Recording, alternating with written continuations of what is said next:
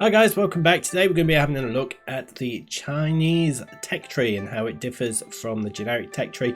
Chinese are probably the most diverse civ in the game in terms of unique techs and unique units. So we're going to have a little look at how they are different. So before we dive in, I'll just say that there is an affiliate link in the description for anyone who wants to buy Age of Empires 4. It's a great way to support the channel, as I do get a little bit of commission and you'll generally get it for cheaper than you would on Steam. Okay, so now that's out of the way, let's have a look at the Chinese. So Chinese are described as being a 3-star difficulty, so quite a difficult civ to play. Their unique traits are dynasties, gunpowder and expansion. So the Chinese can shift their focus across the ages, deploying many unique units and building rapidly.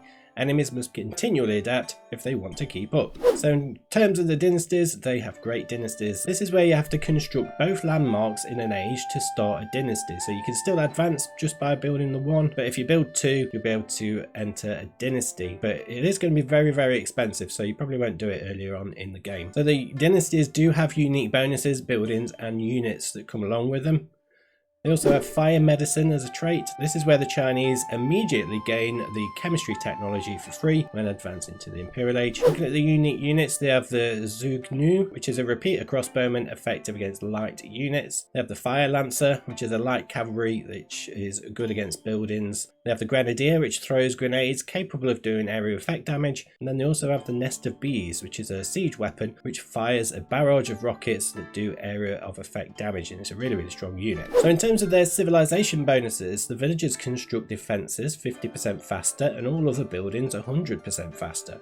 They enter a dynasty by building both landmarks, as we've already discussed. They get chemistry for free and their docks work 20% faster, so quite a good water civ, it would seem. So we're going to have a look at the main tech tree first before we start looking at landmark buildings and dynasties. So the first change within the main tech tree is within the town centre, and this is where they get the Imperial Officer. So the Imperial Officer is an economic unit that supports with no combat capabilities. It'll automatically gather tax from buildings. So the Chinese generate tax in their economic buildings. It can be tasked with improving a building's efficiency in your economy. Moving on from that, we have the barracks. So the barracks is essentially the same as a generic barracks, although it does have Palace Guard, which is a unique unit which replaces the man-at-arms, and they also have battle-hardened tech. So the Palace Guard is a tough infantry with good damage. It moves faster than the man-at-arms, but it does have reduced armor. So it is armored, but it's countered by crossbowmen, knights and lancers. And the battle hardened technology, which is an Imperial Age technology, increases the health of the Palace Guards by plus 30. So you can create Palace Guards in the Castle Age, and then you can upgrade them further in the Imperial Age. Moving on to the dock, they do have the standard units for the dock. They're just renamed, reskinned. So rather than galley, the archer ship is called a junk. And then we've got the war junk, explosive junk, and then the Baochuan, which is the warship. So certainly on naval games, you need to be looking after your junk. They do get a unique technology which is researched in the Castle Age, which is extra hammocks. This is where junks of the archer ship type gain additional crew, allowing them to fire 2 more arrows in each volley. And then within the outpost, there's a very slight variation where the arrow slits technology or emplacement is replaced with hand cannon slits. Moving on from there, we have the archery range in the feudal age. So the archery range is quite different. It does have 2 extra units within the archery range here, and both of these are enabled by entering a dynasty. So first of all, we have the Zugnu. This one fires the bolts with the ferocious damage potential against enemy units who are lightly armoured, but they're not very effective against armoured targets and do have a high rate of fire. And then we have the Grenadier, which is an Imperial Age unit. It's an advanced ranged infantry that throws explosive canisters that deal damage in a small area. So it's got short range, it's slow moving, but it does deal good area damage. Moving on to the stable, the Knight line has just been reskinned and renamed as Lancers, but they do get the unique unit which is the Fire Lancer. So this is an unarmoured cavalry wielding explosive tipped lancers for an impressive charge attack, and it's an effective raiding unit against buildings and siege engines, although it is weak in melee combat. So it's only really got one purpose really, and that's to take out siege or buildings. And moving on into the Castle Age buildings, we have the Keep. This just has 1 extra unique technology in there, which is extra materials. This means that stone wall towers and outposts repair nearby damaged stone walls. A single section is repaired at a time for plus 20 health per second. We then have the Siege Workshop, which is pretty much the same as the generic Siege Workshop, although it does have the mangonel replaced by the Nest of Bees, which is a really strong unit. It's an innovative field weapon capable of firing a barrage of rockets to damage defensive positions and clumped enemy troops. So it's got a really good area of effect, and it pretty much affects all targets. It is slow moving and it is quite weak if it does get surrounded. But also within the Siege Workshop we do have 3 unique technologies, so Siege is definitely a strength for the Chinese. So they have reusable barrels. This reduces the cost of the Nest of Bees by 25%. We have reload drills. This reduces the reload time of bombards by 33%. And then we have pyrotechnics, which increases the range of gunpowder units by plus 20%. Now moving into the Imperial Age buildings, there's only one of them, and that is the university. There's just one extra tech in there, which is ancient techniques. This increases the gathering rate of villages by plus 5% for each dynasty that was achieved throughout the games. So potentially you can achieve an extra 20% gather rate in the Imperial Age. So that's the tech tree gone through. Now we're going to explain the landmarks and how the dynasty system works. So within the Dark Age you do start off in a dynasty. This is the Tang dynasty. So the bonus with this one is your scouts gain 30% line of sight. To advance into the feudal age you have to build one of 2 landmark buildings. So we have Barbican of the Sun, and this fires a long range hand cannon and adds arrow slits whilst garrisoned.